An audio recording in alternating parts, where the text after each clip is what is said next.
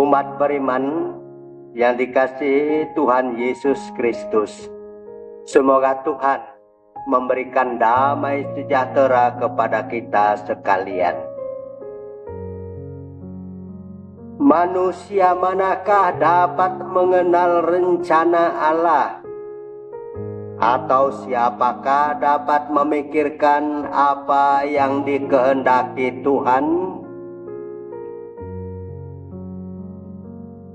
Pikiran segala makhluk yang fana adalah hina, dan pertimbangan kami ini tidak tetap. Penulis kitab kebijaksanaan sepertinya agak pesimis, tetapi sesungguhnya ada dasarnya karena ia melihat keputusan demi keputusan yang diambil oleh para pemimpin kala itu hanya menimbulkan kegaduhan. Pertimbangan-pertimbangan tidak menyentuh hakikat hidup orang banyak, serta perhitungan-perhitungannya tidak benar.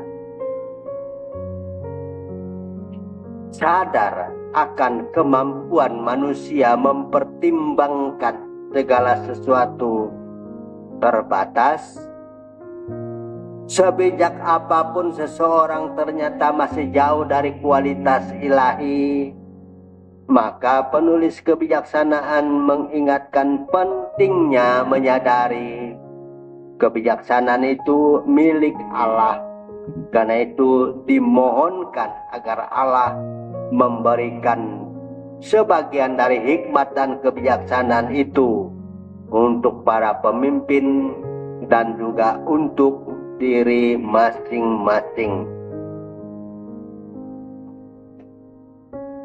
Tampaknya karena memang belum berpengalaman, maka terjadilah selisih paham antara Filemon dengan Onesimus yang makin meruncing, dan Rasul Paulus yang sudah lanjut usia dan amat bijaksana mengadakan pendekatan mencoba merajut kembali hubungan yang pernah harmonis antara Filemon dan Onesimus itu agar mereka perbaikan kembali. Relasi yang manis dan harmonis telah putus seketika oleh hal atau persoalan yang mungkin amat biasa. Kita tidak mendapatkan informasi lebih mendetail, tetapi dari pengalaman sehari-hari memang mulut yang lancang bisa merusak hubungan yang telah bagus dibina bertahun-tahun, menyia-nyiakan kepercayaan seseorang, memutuskan tali hubungan yang telah bagus selama masa yang panjang. Tetapi umat beriman yang terkasih, manusia tidak sepenuhnya dikuasai oleh roh perpecahan dan perseteruan, karena di atas roh perpecahan dan perseteruan itu ada roh damai sejahtera yang selalu berusaha merajut kembali relasi yang telah putus. Dengan amat bijaknya Paulus dengan kelembutan kasih merangkul dua anak rohaninya, Filemon dan Onesimus, sehingga mereka perbaikan kembali, terutama antara Filemon dan Onesimus. banyak perkara yang kelihatan sudah mustahil diselesaikan dapat ditangani oleh orang yang bijak. Umat beriman yang dikasihi Tuhan Yesus Kristus, menjadi pengikut Kristus memang membutuhkan pertimbangan.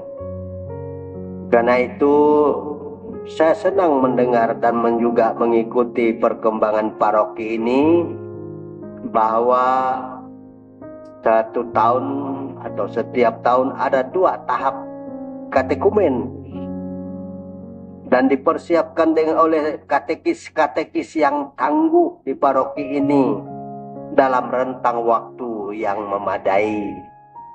Karena untuk menjadi pengikut atau murid Kristus memang diperlukan waktu untuk mendapat pengetahuan yang memadai, meresapinya dalam batin menjadi iman yang mengkristal, dan akhirnya keluar dari mulut sebagai pengakuan yang mantap.